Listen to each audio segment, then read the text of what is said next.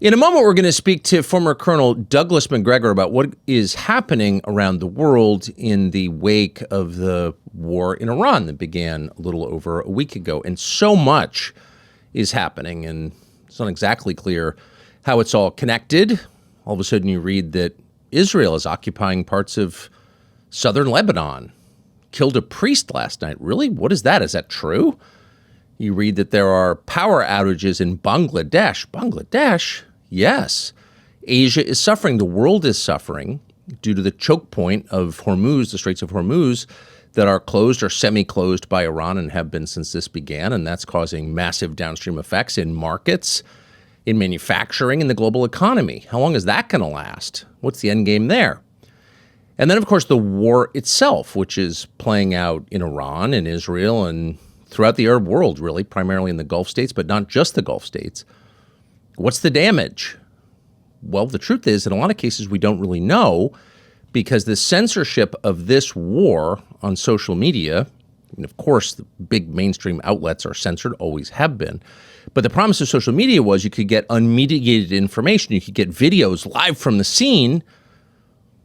And now suddenly you can't. That lasted about 24 hours before the clampdown. And in part, that was by governments of the Gulf states. They don't want physical destruction of their countries broadcast to the world. The government of Israel has clamped down completely. They don't want videos of Tel Aviv or Haifa burning.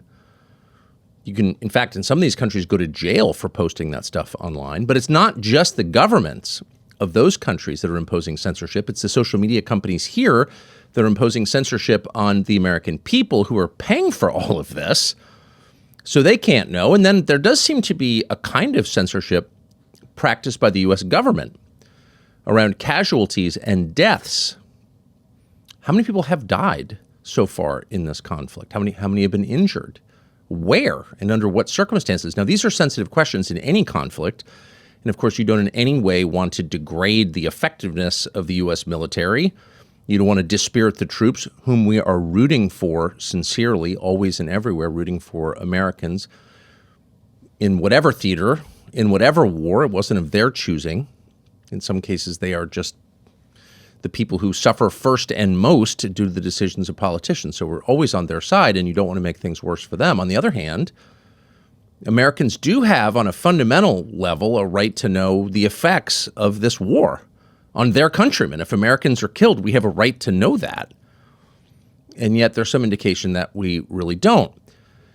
So as you try to figure out what's going on, keep in mind you can't really get the full picture because the clampdown on information. And so in the conversation that we're about to have, we're going to go through what we think we know. In some cases, we might be wrong. Just want to be honest about that up front. Very hard to know what the truth is at this stage, really at any stage, but particularly in the face of this kind of censorship. But we're going to try to be as honest as we possibly can and provide as much information as we possibly can, given the limitations, because this war matters, maybe more than most wars. This war hasn't been settled. Clearly, there are parties who would like to settle it, but no one person is in charge of whether it gets settled. Israel is a partner in this war, probably the first war the United States has ever fought with a true partner with decision-making authority. It's very different from going into Afghanistan with a NATO coalition. Norway didn't have veto power over anything, but Israel does. And so it's complex, very complex, and the Iranians have their own, of course, completely different agenda. So it may not be settled anytime soon. We're praying that it is. But more fundamentally, this is a different kind of war. So over the course of our lifetimes, most wars the United States has fought, all of them really on some level wars of choice. The U.S. hasn't been invaded really since 1812. So all of these are wars that the U.S. government decided to become involved in or start. And pretty much all of them were initiated on the same pretext, which is we are preserving the order of the world, the international order, the rules-based order, whatever you want to call it. We're preserving the way things are. And this country we're going to war with violated the rules. Therefore, we're going to war to restore the rules. That is not what we're watching now. There's some evidence that the president of the United States, Donald Trump, thought that's what this was about. Iran wants to get nukes. They can't have nukes. We can't have more nuclear proliferation. You can't have rogue states with nuclear weapons. Weapons of mass destruction are bad. Got it. We've heard that before. Of course, the effect of this will be to radically accelerate proliferation around the world, because what's the lesson of what we're doing right now? You better have nukes or else you're going to get regime changed. No one's trying to regime change North Korea because they have nukes. So the incentive for every small but reasonably wealthy country, as of right now, is get nukes as quickly as you can, because you're going to get regime changed if you don't, potentially. And if you're a bystander to a war and happen to get caught up in it, like the Gulf states are right now, no one is going to protect you. These security guarantees, formal and informal, are not real. Downtown Dubai can still get destroyed and your economy destroyed for a generation, because who's going to stop it? You're on your own. So countries that feel they're sincerely on their own have every incentive to have the most effective deterrence possible, and that would, at this point, be nuclear weapons. So you're going to see a lot more nuclear-armed states in the next few years, without question. So if the point of this was to preserve the status quo on nukes, it had the opposite effect. But the point of this was not to preserve the status quo at all. It was to overturn the status quo, to usher in a new age. That's the point of this war. This is a pivot in history, and a lot of the people supporting it know that. Now, they're really in two groups. One are people motivated by religious impulse. That would include some Israelis, some religious Jews, not all, but some. And that would include some Christians, Christian Zionists. And both groups believe that they're helping to accelerate the end of history. Armageddon, the end of time, the return of the Messiah, however you want to describe it. But both groups believe that history is linear. It began in one place and arrives at another with the return of God to earth. And then history ends, and we are redeemed or damned, depending. So that's the basic idea. And both of these groups seem under the impression that they can force God's hand, that they can bring this about through an act of will or violence, which is to say both groups believe on some level that they are God, which they are not. They're not in charge of history. And you can't force God's hand. He's in charge. You are not. But both groups have lost sight of that. So that's their motive. And then there are secular boosters of the war, promoters of the war, planners of the war. And their vision, while not strictly speaking religious, is not really so different. They would like to usher in rule by technology, whether that's mass surveillance, whether it's transhumanism, the merging of man and machine, but the rule of the earth by technology. And there are a lot of people who want this, and a lot of people who think it's inevitable. And this is the moment where that age of history begins with this war. So again, this is not a war that is confined to the region. This is not a war between the United States and Israel and Iran. This is not a war designed to prevent a rogue state from getting nukes. It was never that. This is a war designed to usher in a new age of man, a new period in history, a new world. And so wars like that are fundamentally theological in nature. That's theology. Whether it's secular or religious, it's still theology. These are articles of faith. This is an eschatology. And wars like that aren't resolved quickly, because we're talking not just about disarming a madman. We're talking about changing the nature of life on this planet forever. So big stakes in the minds of the people pushing this, and that means this is going to go on for a while, declared or not. And as it does, how do we respond? Well, we pray. Number one, the most effective thing you can do is to say prayers for peace. Number one most effective thing you can do. But two, keep an eye on the effect of this war on us here in the United States. We're prosecuting this war. We're the main combatant here. We're spending the most money, dropping the most bombs. And how do we do that?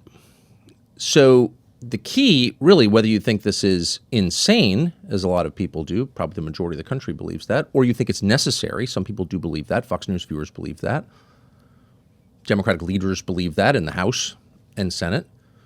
But no matter what side you're on, the United States needs to behave with honor. Now, why is that? Because that's the whole point of being the United States. You can't have wars in a democratic republic or in a country where the people supposedly rule, where their consent is necessary, whether it is or not. That's what we tell ourselves. You can't have wars unless you believe that you are, on the deepest level, better than the people you're fighting. We're not savages. They are. Therefore, we get to kill them. And we've always told ourselves that, and in some cases it has been absolutely true. Whether we can kill them or not is another question. It's a moral question, but as a sort of matter of civic engagement, the population has to believe they're better than the people they're fighting, or else you can't have the war. And you're really sort of flirting with revolution at that point, and we don't want that. So in order to believe you're better than your opponent, you have to be. You have to behave with honor. And so, for example, if innocents are killed, girls at a school, to name a current example, you have to believe that it was accidental, and you have to say out loud that was wrong. And in this specific case, the bombing of a girls' school next to an Iranian naval base that was apparently the school of choice for officers at the naval base. These were the children, the daughters of the people we're fighting. You have to believe that was accidental. Despite the fact it was hit twice, 40 minutes apart, looks very much like a double tap, which is to say a bombing and then an attack on the people coming to rescue the injured. That's what it looks like. But as an American, you have to believe this was a tragic mistake. But we have to verify that. We have to know for certain that it was in order to keep our honor. Because if you wake up in the morning and you're living in the kind of country that thinks it's okay to kill not simply military officers, but their daughters, that country's not worth fighting for. Now, speaking for myself, I am assuming that was a tragic mistake. But it's important to get to the bottom of it. How did this happen? Were these autonomous weapons that made the decision?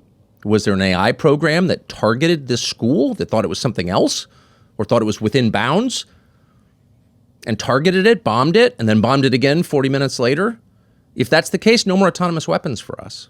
Should we really be making life or death decisions with a machine, with no human interaction, no human sign-off on that? Of course not. That's grotesque. To hand the power of life and death over to a machine, that's just transparently insane. Of course, you would never do that if you were a civilized country. And we can't do that. Did we do that? We need to find out. And if we did, we can't do that again. And we have to apologize for it. You can't kill the children of your enemies. In fact, you can't kill innocents, period. Because we're the West, and we believe that people are responsible for the sins they commit, not for the sins their relatives committed, or their ancestors, or their future descendants, or people who look like them. We don't believe that because we believe in the individual soul. Each person individually accountable to God and to the U.S. military for the things he does right and wrong, period. Collective punishment is the opposite of what we believe. That's what Israel believes. And that's why, on a basic level, Israel does not have a Western outlook. Because the Israeli government believes it is okay to kill people on the basis of their bloodline. They are Amalek, as the prime minister often says, again and again and again. This is Amalek. Kill not just the perpetrator, but his wife, his children, their children, his pets. This is a theological concept that Christians and the West reject as grotesque and evil. We cannot participate in that, ever, because the moment we do, we are not better than the people we're fighting at all, and we can't have that. It's a stain on all of us. So we need to find out what happened there. And the second thing we need to do is make certain that the diplomatic efforts the United States made to get to a political agreement before the war were legitimate, that they weren't a ruse designed to distract and trap the Iranians. Why? Because an honorable nation does not engage in that kind of deceit and trickery. An honorable nation states its objectives out loud attempts in good faith a political nonviolent solution, and then if that fails, resorts to force. That's the American tradition. That's the Western tradition. That's not the Eastern tradition, but it's our tradition, and we have to uphold it. And as of right now, we have to believe that's what we did, and that it just didn't work, couldn't come to terms. And so President Trump was effectively forced by the Israeli government into this decision to go to war. But if it ever emerges that our diplomatic efforts with Iran, both in February of this year and in June of last year, were fake, and they were designed to lull the Iranians into a false sense of security so we could launch a sneak attack on them, how is that better than Pearl Harbor? How is that better than any dishonorable sneak attack in history? Of course, it's not. It's low. It's beneath the United States. It's beneath us as American citizens. And anyone who participated in that needs to be punished for it right away. And as a practical matter, it makes diplomacy of all kinds impossible. How do we settle the conflict between the United States and Russia using Ukraine, poor Ukraine, as a proxy? We fight the war, Ukrainians die. How do we settle that conflict? By the way, a lot of us wish it had been settled before launching a war on Iran, because now the Russians are, of course, giving targeting information to the Iranians. Why wouldn't they? We've done the same with the Ukrainians for the last 4 years. That should have been settled. But it's going to be hard to settle it now because the message to the rest of the world is American diplomacy is fake. It's not real. You send negotiators in, they distract us, and then you prepare a sneak attack on us. Now, we don't know that's what happened.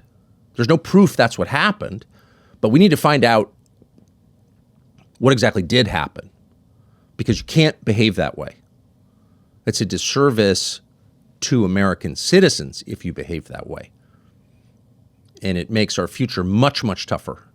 Much, much tougher. Spring is the most refreshing time of year. Nothing compliments it better than Black Rifle coffee. Lots of it. This is an American company founded by veterans with conviction. They built the whole thing around a simple idea. Do it right or just don't do it. They're definitely doing it right. We know because we drink it all day long. If you want coffee without theatrics, start with just black, whole bean if you grind it yourself, ground if you don't. No sweeteners designed to disguise mediocrity, no seasonal gimmicks masking weak beans. Just bold American roasted coffee that delivers what it promises. And if you prefer variety without lowering the bar, try these supply drop variety rounds, a curated lineup of pod roasts that rotate in but never compromise strength. Consistency, standards, discipline, out with watered down blends, in with pure American coffee. You can grab just black or supply drop variety rounds on Amazon, or go right to blackriflecoffee.com to stock up from the source. Black Rifle Coffee, veteran founded, American roasted, still standing, still brewing. So giving the full benefit of the doubt to the United States as a default position as Americans, and we need to get to the truth of that and everything else that's happening in this war. So with that, we turn to a man who is highly informed on this. Again, we're feeling in the dark, but we're going to tell you what we think we know because you need to know. Colonel Douglas Macgregor. Doug, thanks so much for doing this. So energy markets spiked, futures spiked last night. Today, they've come down quite a bit. They appear to be pricing in a shorter war, of the belief that the president of the United States will find what they're calling an off-ramp and that things will cool down quickly. Is that a good bet, do you think? What's likely to happen, do you believe?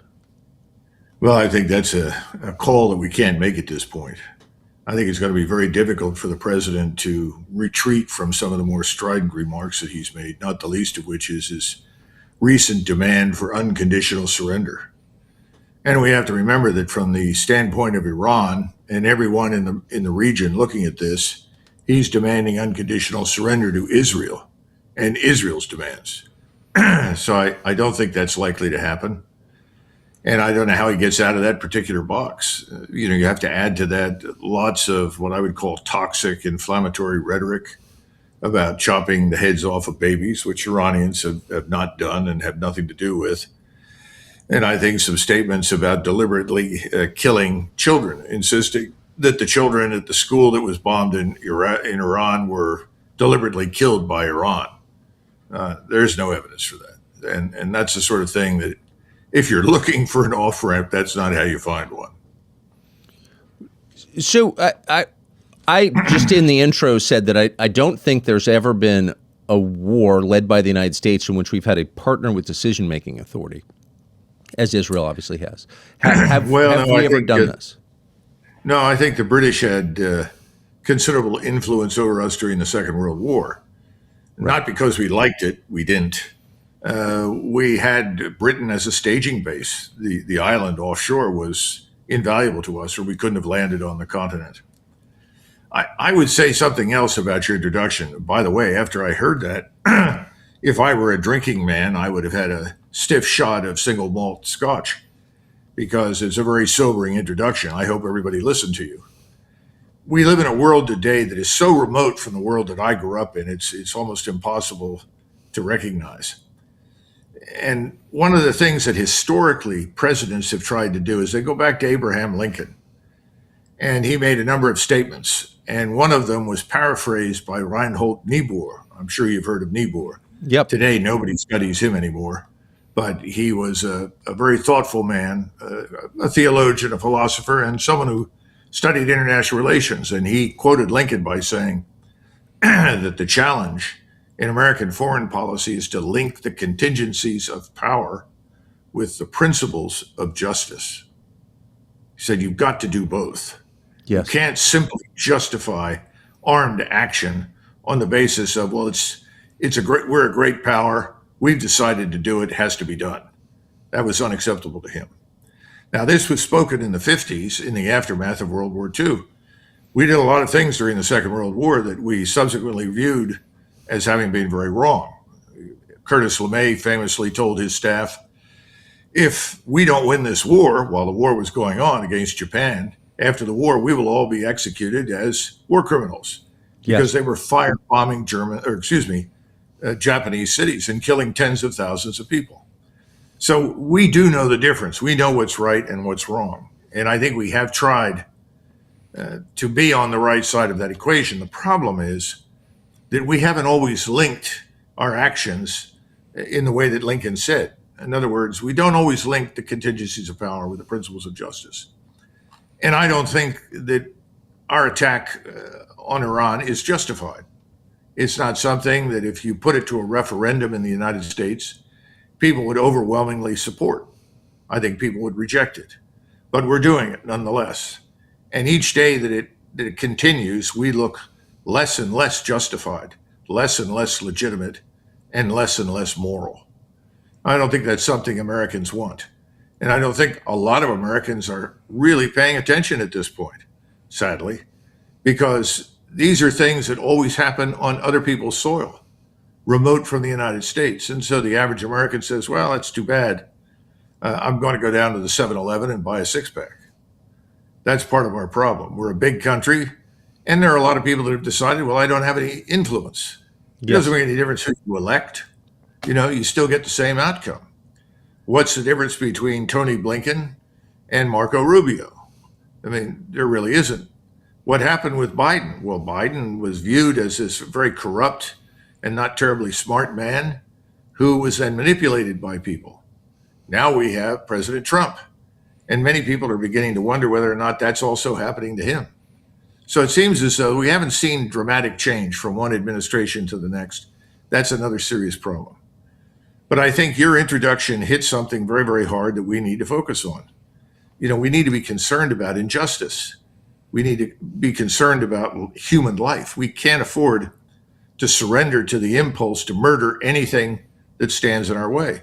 And that's effectively what Prime Minister Netanyahu and the Israeli state is engaged in. Well, I mean, anyone who does that will be punished for it. Not just in the next life, but in this life. I mean, it's just a fact, right? That when you murder people, you are punished. And so you can't engage in that. And it also saps sort of like the reason for having your country and being proud of it. We, as you said, you've led troops in battle.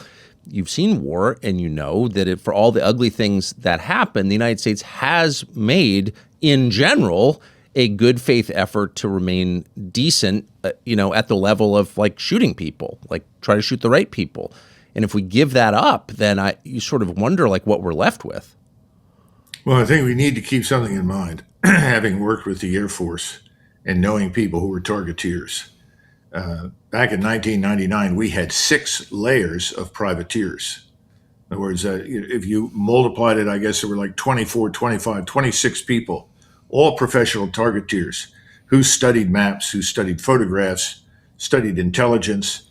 And after your targeting had gone through all of these tiers, that's when the target became valid. In Yes. other words, 2 people didn't walk in the room, put a picture up on the wall and say, okay, let's blow that up. No, not at all. I'm absolutely certain that whatever we did in Iran was an accident. Absolutely. Just as our striking of the Chinese embassy was an accident. Yes. And that's not necessarily because the targeteers weren't doing their jobs. Frequently, the photographs don't tell you everything. Frequently, you don't have the best maps. You should, but they're not always perfect. You would think at this point, having planned for decades to bomb Iran, well, I mean, let's face it, this has been on the shelf for a long time in the Department of Defense, now the Department of War. So we've looked at lots of targets, but this may have been something else earlier or mistaken for something. But I know absolutely, without question, this was not deliberate. What I don't like is if it becomes clear, and I think it will, that we did it. It was a Tomahawk missile or some standoff munition. Shouldn't lie about it. Right. And this is a big problem. Everybody's impulse at the top is to lie. And if you do that, you destroy your credibility, not just overseas, but here in the United States. Yes. So it's always best just to tell the truth. But that seems to be the last thing anybody wants to tell during war. Inflation makes credit card statements particularly scary. You work 40, 50 hours a week just to buy groceries and gas, things you used to be able to afford without thinking that much about it. Then the banks charge you 20% interest. If the system is designed to keep you underwater, it's working, but there's another option. Our friends at American Financing are doing something the big banks despise. They are helping people. Mortgage rates in the 5s, supporting the American dream of home ownership, and they're showing homeowners how to take their hard-earned equity to wipe out high-interest debt. Now, we're against debt in general, but in this economy, most people have no choice at all. So don't go bankrupt, enslaving yourself to a lender. Average savings are about $800 a month, and it takes only 10 minutes to talk to a salary-based mortgage consultant.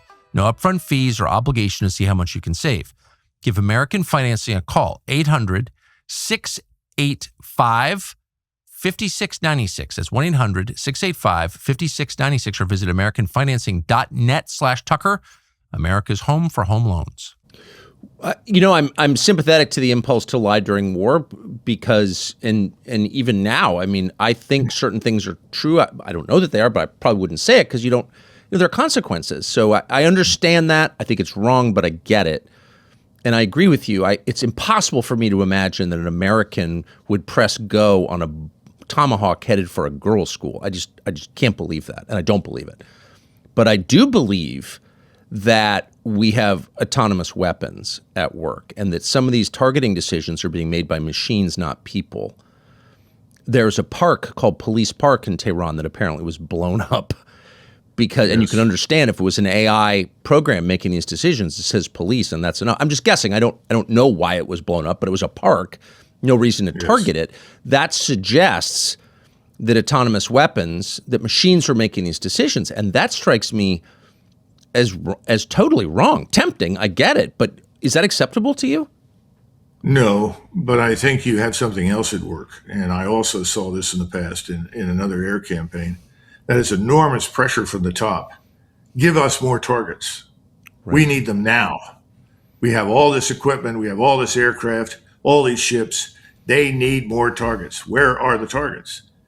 And at the time we were engaged, we couldn't find very many valid, legitimate military targets in Yugoslavia. Yugoslavia is not a very developed country. It's quite backward. And so that's when you begin to say, well, look, we'll hit this VW Gulf factory.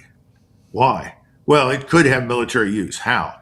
Well, they could take the automotive parts and it could be put into the army. This is the sort of mentality that you get. And you blow it up. You blow it up because you can find it. You have multiple bridges across a river, and somebody comes and says, there are only 2 bridges there with any military utility. So you get those. Then you come back later on and say, well, we need more targets. Well, What about these bridges? Well, they don't really have any. Could it be used? Could soldiers cross that bridge? Well, I suppose so. Blow it up. And I think that's what happens over time with air and missile campaigns. You go into something where you don't have a ground force.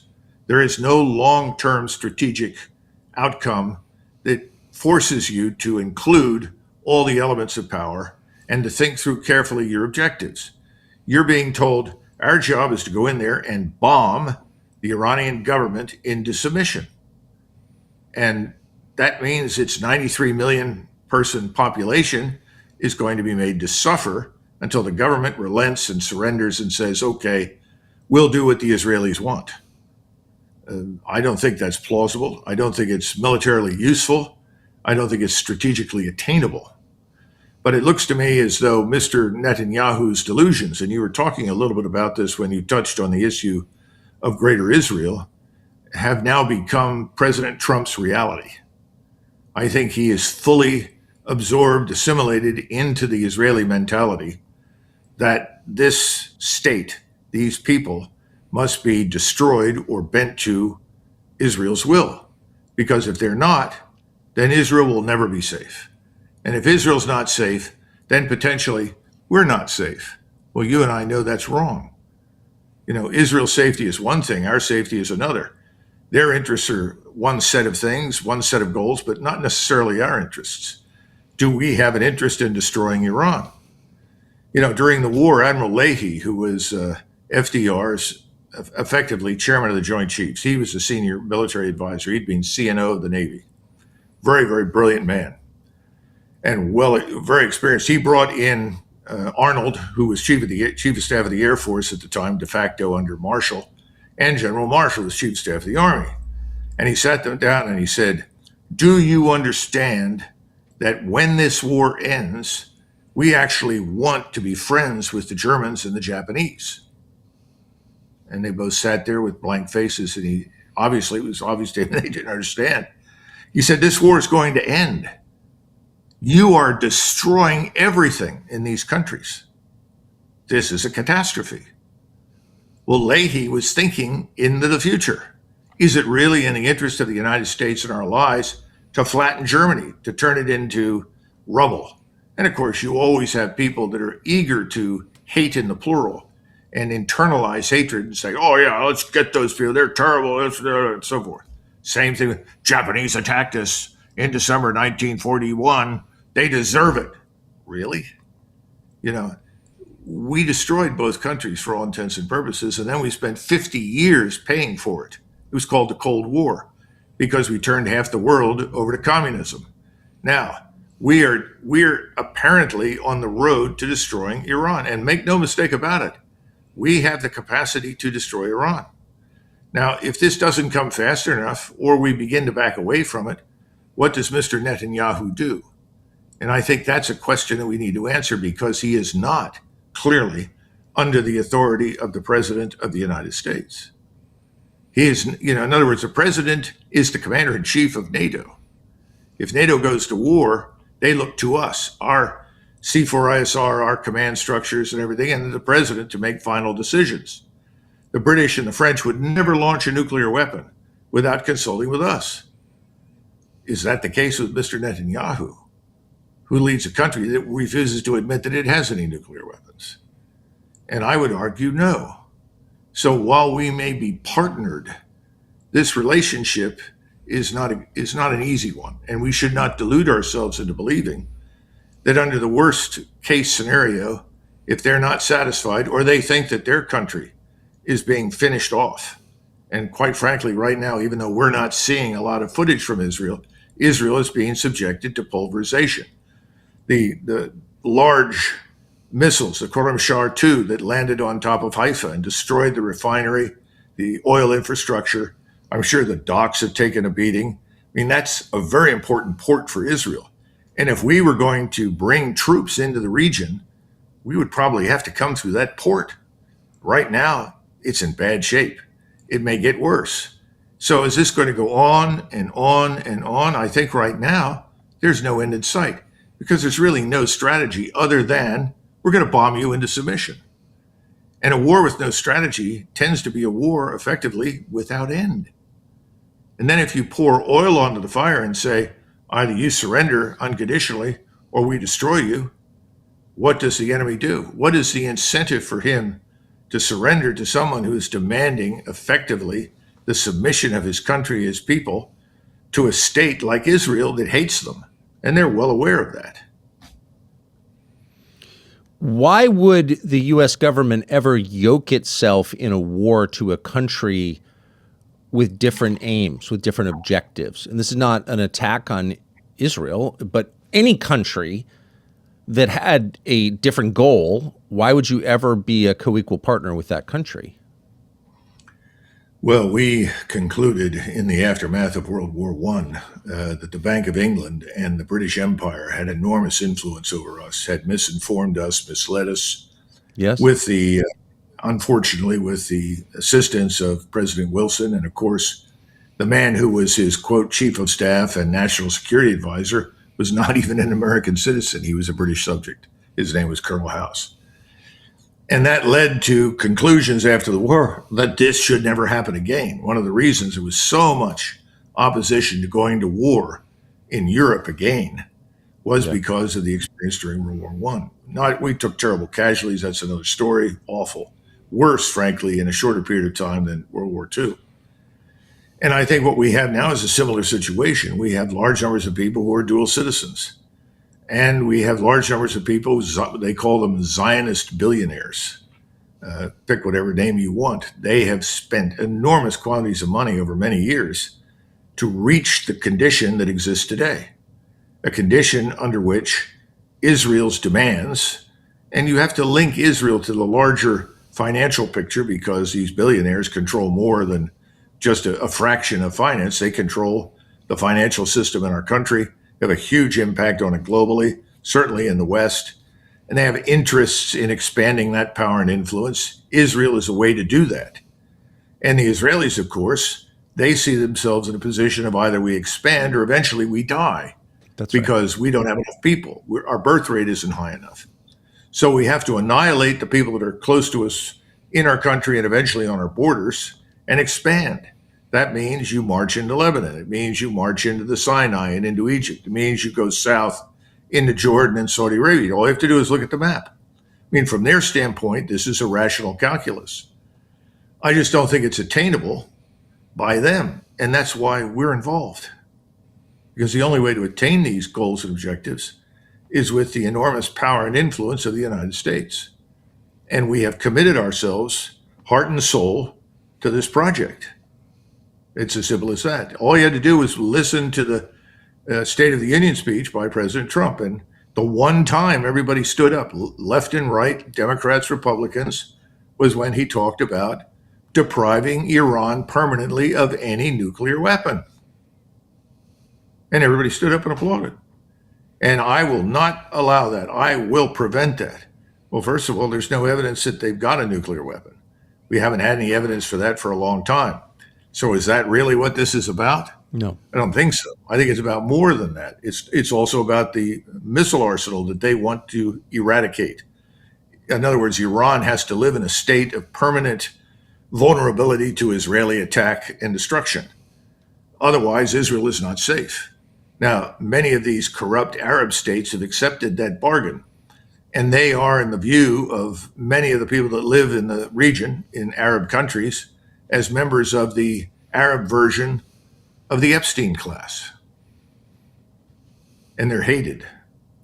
So when you go to the Emirates, for instance, there are plenty of people living in these countries who privately are very happy to see these people removed from power, these family dictatorships, which are hopelessly corrupt. They're sick of it. So we're involved in much more than just Iran. This has global implications for power and influence. And it's no accident that you have Mr. Witkoff and Mr. Kushner as the principal diplomats. And in Russia, the Russians have sort of looked at this and say, okay, fine, we understand you want your son-in-law and you want your friend to negotiate and they want to enrich themselves in the process. Fine, we'll help them do that.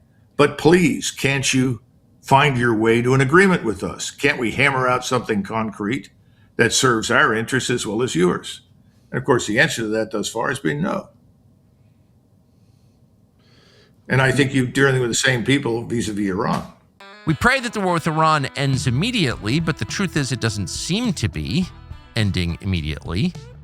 If you're the head of household, you need to think through what this could mean for you and the people you're in charge of, the ones who love you, who rely on you.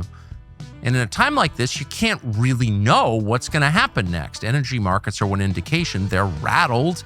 People are dying. The world is, well, one miscalculation from something really, really bad. So it's really clear you can't outsource your responsibility for your family, for your people, to the government. When systems fail, and they fail quickly. No one's coming to stock your pantry or keep the lights on. So at minimum, you should be thinking this through. Don't wait for disaster to strike to ensure that you have the basics covered: food, water, light, energy. And that's exactly why we started a company called Last Country Supply. It's our store. It carries the same preparedness products that we have, well, in this barn, for example, the products that give any head of household peace of mind, knowing that if something bad happened, you could take care of the people you're responsible for, no matter what. So continue to pray for an end to war and violence, but also at the same time, make sure that your family is ready. Stock up on the products that we trust at lastcountrysupply.com/Tucker. Why would the United States ever allow its own citizens to be killed in order to expand the Israeli empire? Well, it's not an empire, let's face it. It's a relatively small country the size of New Jersey. So I guess if you live in Jersey, that's an empire. I've got some friends who were in the Army with me, and they were Italian, and it was an empire. But that's another story. I think Americans don't completely grasp what's happening. And they have been force-fed for decades a narrative that is designed to depict the Iranian state and its people as the sworn enemies of mankind and most of all of us. Of course, people that have been there, spent any time there, especially over the last 20 years, have come back and said, look, Iran today bears very little resemblance to Iran of 47 years ago. Iran has changed a great deal. In fact, I think you can make a good case that had we not bombed anybody and stayed out of this, that within the next 6 months to 8 months, the Islamic government would be gone. Because I think the country itself sees it not as this Islamic state at all. It sees itself as a Persian state with a Persian history and culture. Many, many people in that country view Islam itself as an unwanted import from the Arab world. Now, there are plenty of people who are very religious. There's no question about it. Most of them live in the rural areas. Very few of them live in the large urban areas. And here's another interesting insight.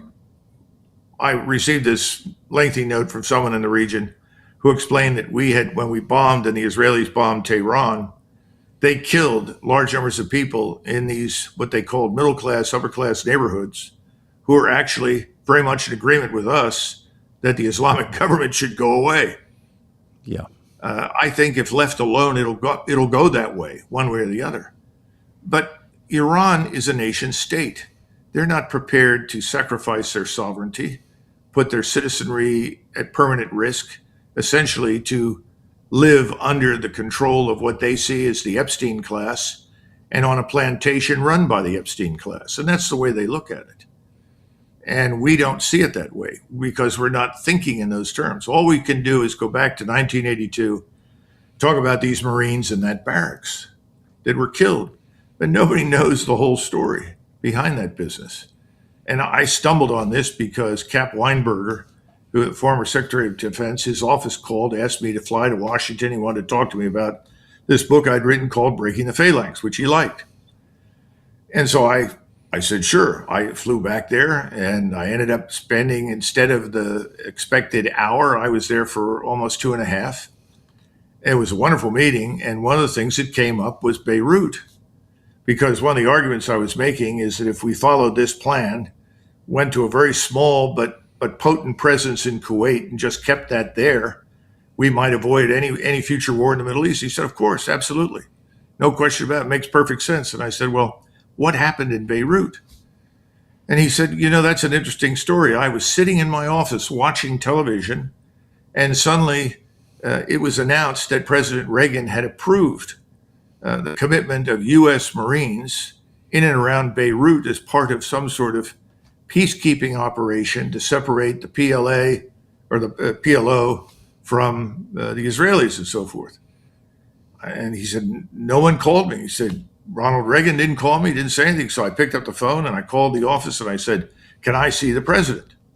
And the secretary said, of course, Mr. Weinberg, come over. I'm sure he'd be delighted to see you. He and Reagan got along very well. So he showed up and he walked in the office and he said, sit down, Cap, what's going on? He said, well, you just announced this. What are you doing? And he said, well, George Shultz was here. He spent a couple of hours. And he convinced me that we had a moral obligation to participate in this peacekeeping force, multinational, that's going to bring peace to Lebanon and Beirut and keep the Israelis and the PLO part. And he said, sir, that you're not going to get that in that part of the world. All we're going to be are targets. This is a waste of time. It's worse than that. It's dangerous. Can't you rescind the order? He said, well, Cap, I made a public speech. I committed myself and my administration to this. How would I look if I suddenly, within a few hours, announced that, no, I've reconsidered it. We're not going to participate in what this is being billed as a moral mission.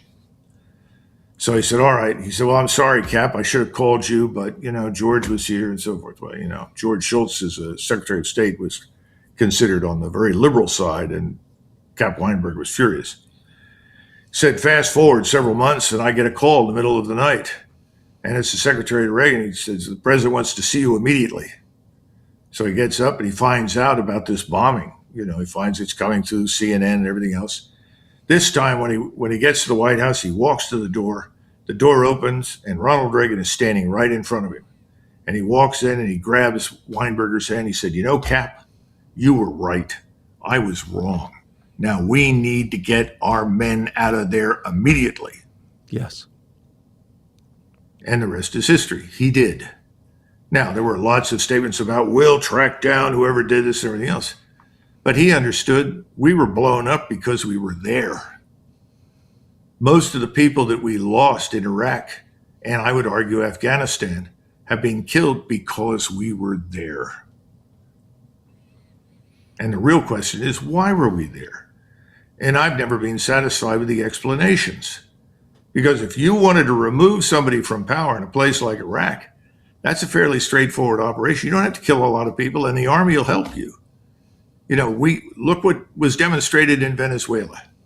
I think that was a bad decision, but nevertheless, what did we demonstrate? That we could pay everybody off, and we could shut everything down, go in, and bring out the president and his wife. Fine. Well, those kinds of things can be done in certain countries under certain circumstances.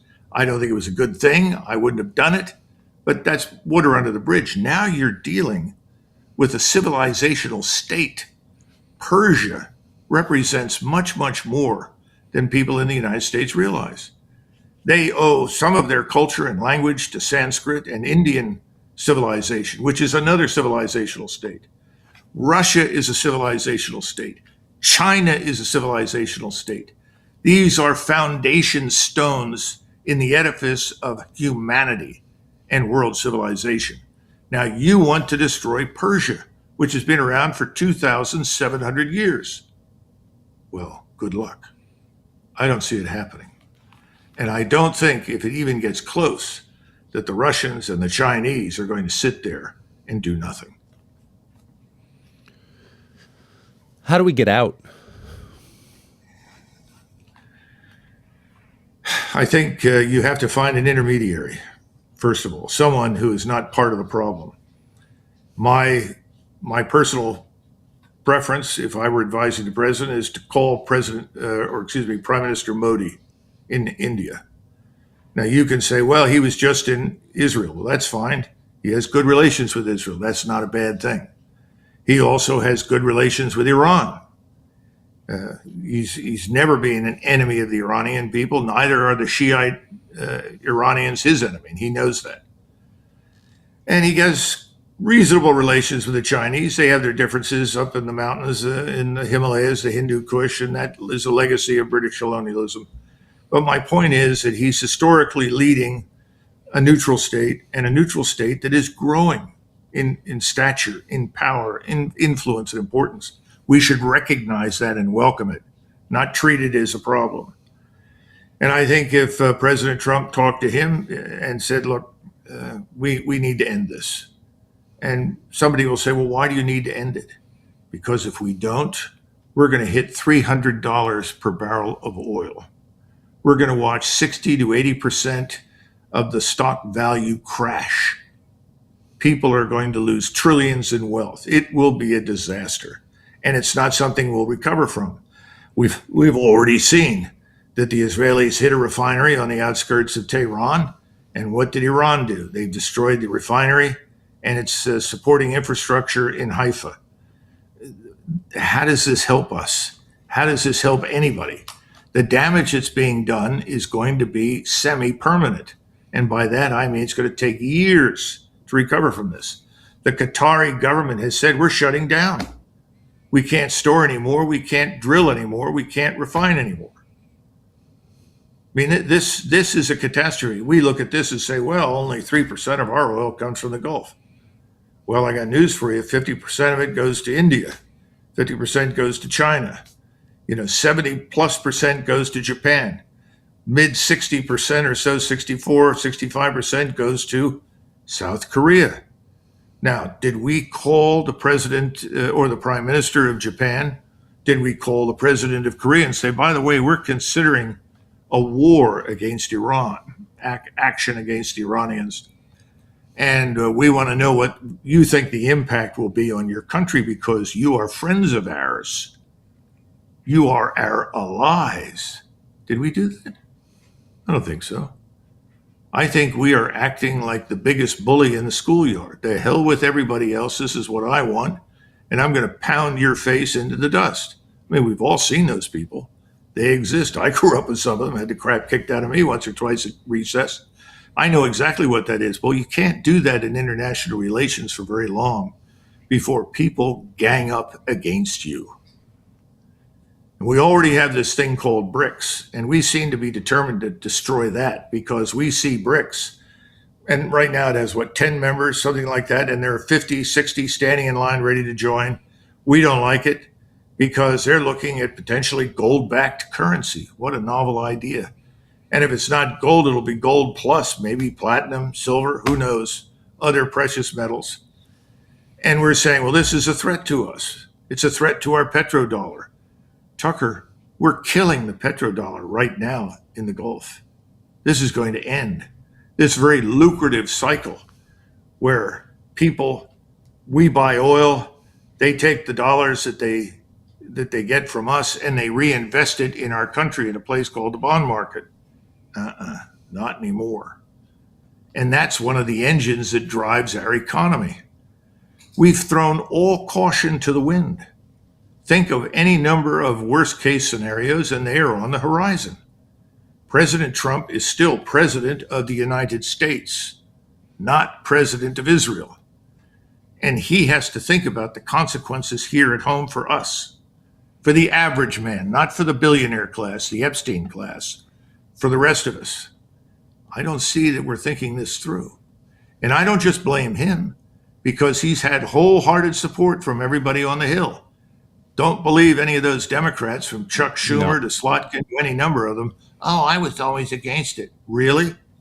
Well, you sure as hell aren't on record, and things are getting very bad. Eventually, I think members of his own party will desert him if he doesn't find an off-ramp. So back to your question, step number one, find a mediator, somebody that they will listen to, because no one is going to listen to us. Yeah. If you're an Iranian, would you pay any attention to what we say? How many times have they been attacked in the midst of negotiations now? Twice? Why would the Russians pay any attention to us? This is a catastrophe. And if we do nothing, eventually we will wake up and discover there are some aircraft in the airspace over Iran. They're probably Russian. And they probably will put up something similar to AWACS. And if that shows up, then the message is stop. And the question is, what do you do? We used to have this thing in the Ranger course. It's 3 o'clock in the morning. It's below zero outside. You're in the mountains and snow up to your rear end. And somebody walks in and says, you're now the patrol commander. You're now the platoon leader. Where are you on the map? What are you going to do now, Ranger? I mean, that's kind of where Donald Trump is headed. What's he going to do then?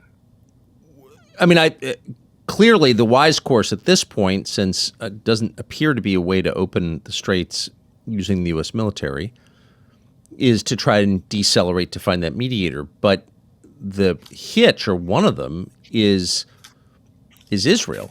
I mean, if Iran remains intact with a functioning government that is a direct descendant of the previous government that we tried to overthrow, we wound up killing the wife and the child of the current Ayatollah, apparently. That government will acquire nuclear weapons. Why wouldn't they? And will dedicate itself even more resolutely to the destruction of Israel. So I think, why wouldn't they? And they've said they will. So if you're Israel, you cannot allow that. You can't have a ceasefire and leave this government intact. And that leaves you no recourse but weapons of mass destruction, does it? Well, it could. There is also the other possibility, and that is that, as the Pakistani government has said, they will provide a nuclear weapon to the Iranians. Now, the Pakistanis have always had a very close relationship with the Turks. And that's one of the reasons that Erdogan, who's the ultimate fence sitter, never quite aligns with anybody. And it's worked well for him, by the way. Yeah, smart. I don't think he can do that much longer. Has always said, we're not afraid of you, because the Pakistanis have made it clear they will have a nuclear weapon if they need it. In fact, the exact conversation was held back under the Obama administration. And I think it was the Deputy Secretary of State who was there, and he said, what do you do if Iran gets a nuclear weapon? And he asked the Chief of Staff of the Turkish Armed Forces, and he said, well, that's not a problem. He said, why not? Because Pakistan has said they'll provide us with a nuclear weapon if that happens. Yes. This is your logic. And Saudi Arabia as well. Yeah, and this is your logic playing out, exactly what you described. So you really want to stop this train now that's headed down the side of a mountain and doesn't seem to have any brakes. So you've got to go to someone who can stand in there. Now you've got to tell this man, what are you prepared to do? Are you prepared to cease fire immediately? Which is not difficult to do, because we're talking about air and naval forces. If you had 800,000 men under arms on the ground in a massive army, that stopping everything is very difficult. But air and naval forces could immediately disengage, pull back. Yep. That can be done. Are you willing to do that? And if you are willing to do that, what should I ask the Iranians to do? The first step is to get this fighting to stop, because of exactly what we're discussing. It's going to run out of control. And I have worried from the beginning, because I have people in Israel that I cared about very much, some friends, and they're all angry with me because I'm not unconditionally supporting what they're doing. And I told them from the beginning, I don't think this will work, and I do not think this is in the interest of the Israeli state. And I have said, if this goes to the inevitable conclusion, Israel may not survive this. And I think the hatred, the hostility that is growing in the region, not just against us, but especially against Israel, is just earth-shattering. Yes, beyond anything anybody has ever seen. It needs to stop now. I hear all these people worrying about anti-Semitism. Well, if you're worried about that, then stop doing what's going on. That's the quickest and easiest way to try and bring this under control. No, their thinking is, if we kill everybody who doesn't like us, we'll be fine. Yeah, that attitude doesn't have a good track record. That's self-defeating, I would say, and I agree. There's one other thing I'd like to mention real quick, and this was a conversation, believe it or not, that Churchill allegedly had with Stalin, and through an interpreter. I have to understand, Churchill knew Stalin was a criminal and a murderer, no doubt about it, and he certainly did not see him as morally superior to Hitler. In fact, he probably thought he was worse. And Stalin knew that, and he used to sort of jab at him because FDR was Stalin's poodle. Anything Stalin did was good, and Stalin was morally superior to the British Empire. Anyhow, Stalin said to Churchill, "You know what the difference between me and Hitler is?" And Churchill said, "No." He said, "I know when to stop." Yeah, He was right. he was right. Hitler never figured that out, and he vanished. Stalin survived. Yep. Until he went too far domestically and his own guys killed him. But yeah, no, I mean, he lived another 8 years. Yeah. May I ask, what do you think the likelihood of the U.S. committing ground troops is? I think it's zero. I don't even know why they maintain the pretense. First of all, the Army today is a shadow of what it was 30 years ago. And I hear all this, well, I've rebuilt the military during my first term. Come on. That's just silly. Armies take about 10 years to build. That's what it took us after the Vietnam War. And it took us 10 years to build an army. It probably takes 20 plus years to build a Navy, because building ships and submarines is time consuming, resource consuming, very expensive, takes a long time to train people. One of the reasons that Yamamoto attacked Pearl Harbor, he said, was if we're going to fight the Americans, we have to kill all the officers in the United States Navy. So we need to kill them in the harbor in Pearl Harbor. If we can kill them, it'll take the United States years to recover from the loss of all those trained officers. He was right. Didn't work, thank God. But I don't think people understand. Civilians have no idea what it takes to build effective military power. And the second thing is a draft. Privately, I would like to have a selective draft, because I think average young man, not woman, but the average American male, who, if he's got an IQ of 100 or above and is physically fit, should spend a couple of years in the military. I think it's a healthy thing. But that's not widely accepted in our country. We don't like it. The British never liked it. So the idea of this being something good is impossible to convince people to support. And if you go back, you lived through the Vietnam period, at least some of it. And as soon as Nixon ended the draft, suddenly all the demonstrations against the war went away. Now, there were some very sincere people who were against the war for all the right reasons. My point is, the vast majority just didn't want to go. Yeah. What's it going to be like now? Why are we going to Iran? Where is this place? How long is it going to take us to get there? And then we have to look at what's happened in eastern Ukraine. Warfare has changed. It's changed dramatically. We have persistent surveillance above. We can see everything everywhere all the time. We can target everything everywhere all the time. So where are you going to concentrate 200,000 or 300,000 men? How many ports are you going to get into? How soon are you going to be taken under effective ballistic missile attack? And we already know that however much money you spend on air and missile defense, it's not going to be good enough to deal with modern hypersonic missiles. Can't be done. So it's an accident and a disaster waiting to happen. We're not prepared for that. And the nation psychologically is not prepared for it, because no one has sold anything to them.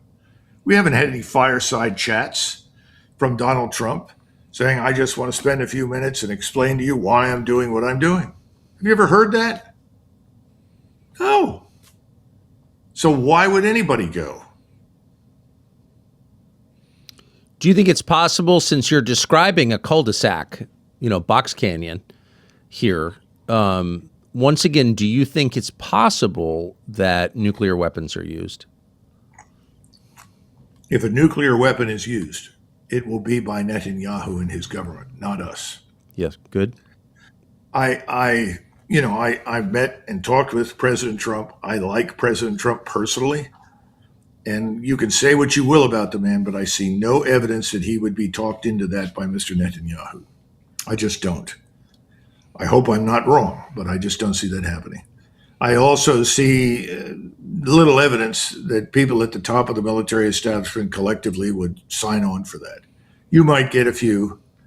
Unfortunately, most of them are airmen or in the Navy, but I don't think they would be very supportive. I think they'd say, is this really the right place, time, and reason? Yes. Because increasingly we view nuclear weapons as something that protects your territorial integrity. Everybody knows that if you try to invade the United States from Canada or Mexico, yeah, we'll nuke you. No question about it, right? But why would we do that with Iran? But Israel is different, as we've discussed.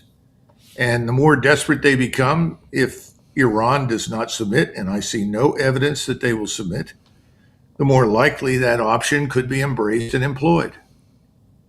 And that's why we started this, because you asked specifically about who has the authority. I hope President Trump does, but I don't think so. I think Mr. Netanyahu is going to do whatever Mr. Netanyahu wants to do. I mean, because we're implicated in that, and because the million-odd Americans who live in the region and the energy interest there, and just like the fate of the world, are all part of this calculation, why wouldn't we bring him to heel and prevent that from happening? How do you do that? How do you do that?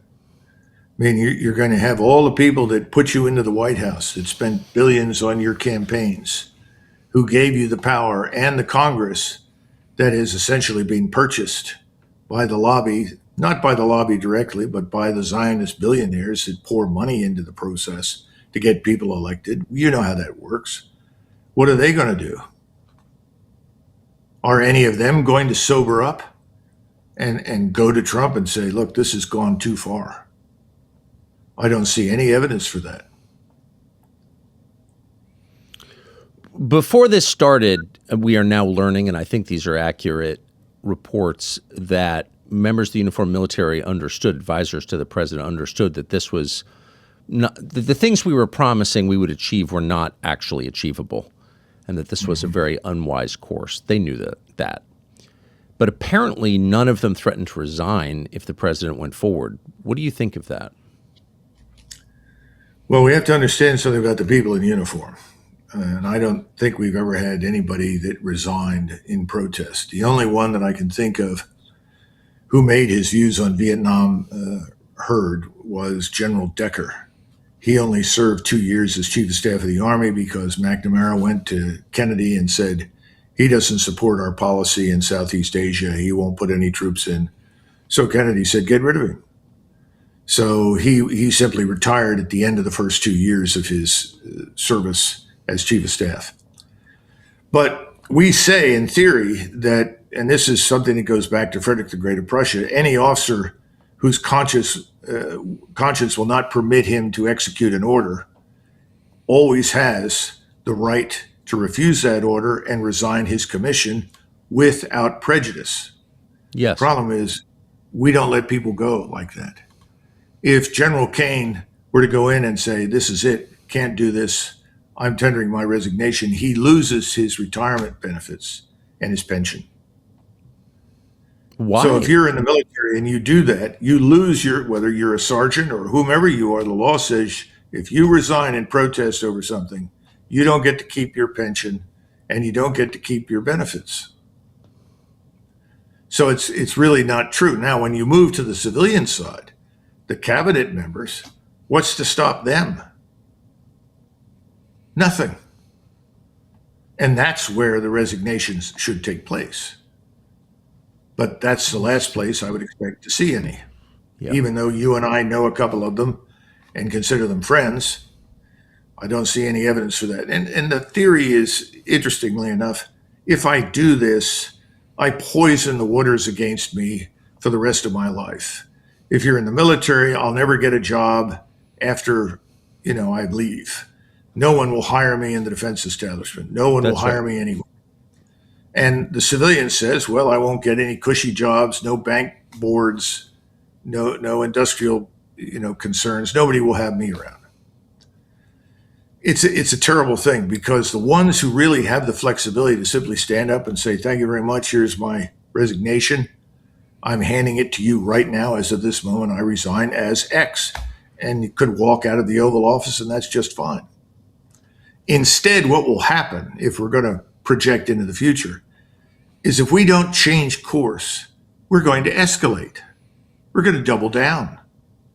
In other words, well, if the last 2,000 bombs and 800 missiles didn't do it, we'll drop 500,000 bombs and 200 more missiles. You understand? That's where we're headed. Double down, escalate, escalate, escalate. And then at some point, it's going to dawn on everybody, this has gone too far. This is dangerous. either because the Russians make it clear they won't tolerate, or the Chinese, or both, or because they suddenly look in the United States and people have said, wait a minute, I can't put gas into my car. I don't have a job anymore. I mean, you just go down the list, economic catastrophe will visit us. Then all the heroic figures in the cabinet will say, oh, I resign. I never saw a more empty place than the West Wing of the White House and the Executive Office Building right after the election in 2020. That's what you'd see. Everybody just says, oh, I'm out of here. Do you think, you're describing a system that doesn't serve the country it governs and that, moreover, has been revealed as useless, in fact, counterproductive. Like, everyone knows this isn't working now. You can't lie about it anymore. So does that mean we get a new system? Are there, after this war, however it's resolved, however it ends, do you think that there will be structural changes to the country? I think we have to anticipate something like that happening because government, federal government, is a big part of our lives. I listen to people all the time say, well, I want a smaller government. Well, check your mailbox. What are you getting in the mail? What's coming into your bank account? Yeah. How much of it is government? How much of it is federal? People don't realize that what is the percentage of gross domestic product now for the government? Somewhere in the 30+%. Back in 1900, it was 2%? You go back before the Civil War, less than 1%. The government was there, but it wasn't a big feature of the economy and involved in our lives. General Sherman, and everybody's heard of Sherman and his Civil War service. He became commander of the United States Army. In those days, we didn't have a staff system, so he just was designated commander-in-chief, U.S. Army. And he was so frustrated with the corruption in Washington that without telling Grant, who was then president, he packed everybody in the War Department up and he went to St. Louis. He said, I'm getting out of Washington. And when Grant found out, he said, oh my God. And he said, why did you do this? And he said, this is a cesspool. It is full of corruption. I hate those people. And finally, Grant persuaded his old friend, you got to come back to Washington. And eventually he did. So this is not an entirely new problem. No. But in those days, the government was not what it is today. It's very intrusive. It's a source of wealth. Everybody that is sitting in the various cabinet departments over there, a lot of them have their eyes on money. What comes down the pike? What sort of new, generous program, grant, or opportunity is presented? And they're involved. They're part of this process. A friend of mine said the other day, he said these people are parasitic. They're like crustaceans, or remora on the body of a shark. And I said, well, that's pretty rough. But, as I said, this is a huge problem. And the American people, when things go very badly for us in the financial system and the economy, they're going to want answers, and it's not going to be pretty. And this, unfortunately, what we're doing right now is put us on an accelerated path into disaster, I think. Yeah. And I mean, it was so obviously going to happen. It was just couldn't be clearer that there was no compelling national security related reason to do this, that the aims, even to the extent they were articulated, were going to be hard to achieve, if not impossible, and that we were dragged into this by a foreign government, which is what happened. That was all so obvious that you have to kind of think maybe destroying or weakening the United States was the point. I don't think so, but now you're up against a different problem. There are a lot of people in Washington that do not understand what Stalin talked about, limits. They don't understand the limits of power. They don't understand the financial limits of expense. They don't appreciate debt. Remember, this is the new economy. Debt no longer matters. I mean, I don't know how many times I've had people tell me that for the last 10 years. After World War II, when Eisenhower was president, what does he do? He shrinks the defense budget. He cuts back on the size of the Army. He invests in nuclear weapons. He sees this as a relatively inexpensive way to maintain deterrence. Tries to keep the Navy and the Air Force within bounds. which is why everybody in the services at the time he was president hated him. Now, why? Well, he understood that investment in military power, there's no salvage value to what you produce. Right. In other words, it's the sunken cost is enormous. He also understood something else. He didn't want to be involved in wars. Why not? Why would the man that was at the top of the military establishment in Europe not want to be involved in a war? Well, in January of 1945, he had sent a letter to Marshall and said, "Oh my God, this bulge is terrible. The Germans have done something we didn't think they could do. I need more men." And Marshall wrote back, "You're not getting any more. You've got all the forces that you're going to get. You better get out there and win the war." So Eisenhower learned there were limits to what we could produce. That's right. Limits to how much we could invest. And we were not Stalin. We could not pave the road to Berlin with millions and millions and millions and millions of dead troops, dead soldiers, and destroyed lives and civilians. So he kept us out. Now, then you get Jack Kennedy, and later on you get LBJ and Nixon, and these three people were at a very low level during the Second World War, and they were in the Pacific. And they saw these vast fleets on the ocean and aircraft in the sky, and they said, "We're the greatest country in the world. My God, no one can do what we can do. Our power is limitless." And Eisenhower always said, that's a mirage. Our power is limited, always. Yes. And we have to operate within limits. I don't see anyone with a sense of that in Washington. No one, not in the White House, not anywhere. Yeah. It's called hubris, and it's the death of men and empires. Colonel Douglas Macgregor, thank you for that wise summation of everything that's happening.